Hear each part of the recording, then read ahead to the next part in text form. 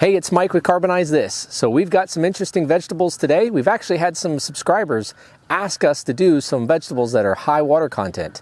So we're going to do these cruciferous vegetables, which we have a purple or red cabbage, half of a green cabbage, some cauliflower, and some broccoli. Now all of these are about 90% water, and it's going to be cool to see what happens. I mean, we know that water is going to vaporize, but what's going to be left if 90% of this is water? So first up, we're going to load the red cabbage and the broccoli.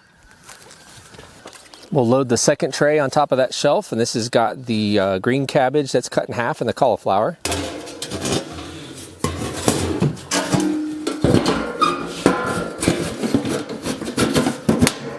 And then we'll load the retort inside of the barrel.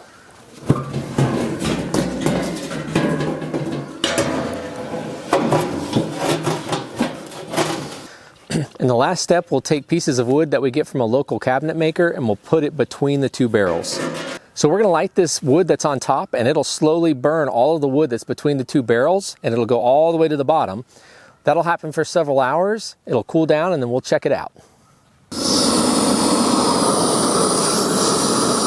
So now it's time to put the chimney on.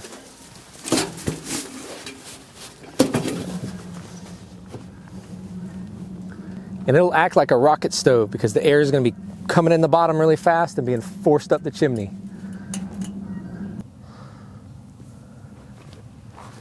Ah, that chimney is smoking. All right, it's time for the reveal.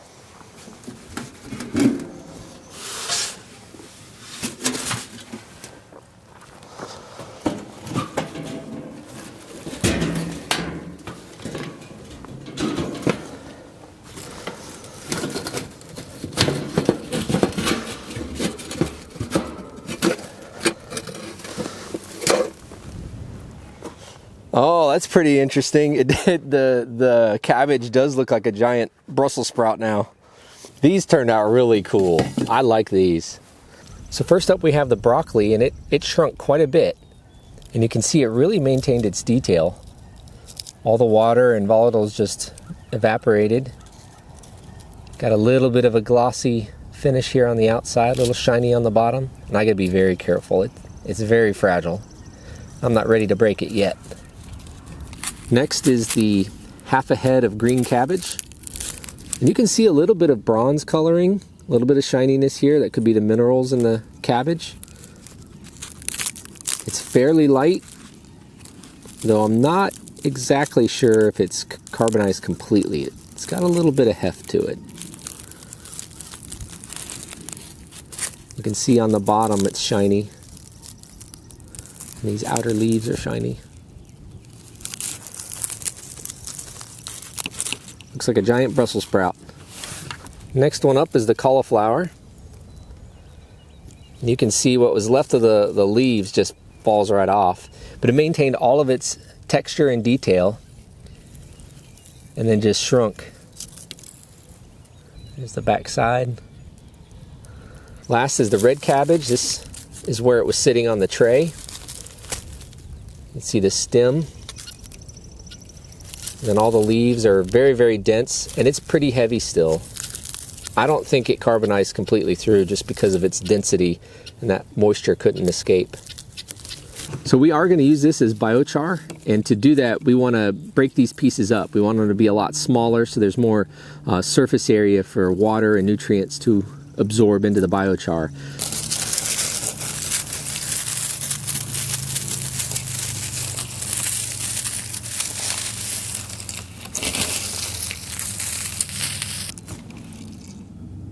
This is the cauliflower. Oh, it did not carbonize completely through. So we would need to burn this for longer or a hotter temperature. So because it didn't burn completely through, we're probably just going to throw this straight in the compost pile. But we'll keep breaking it up.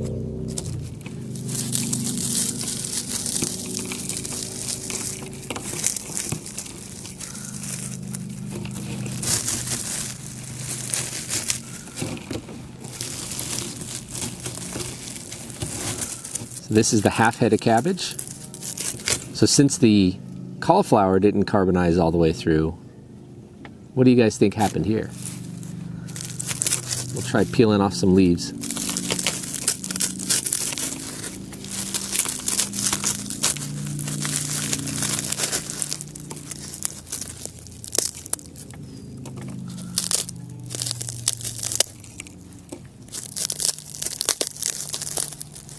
No, it did not.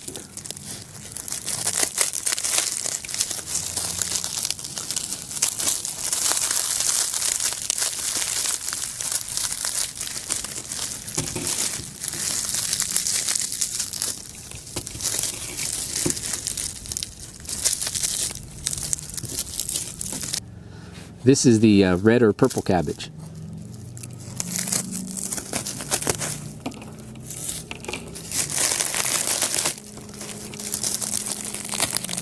It hardly carbonized at all. And it smells.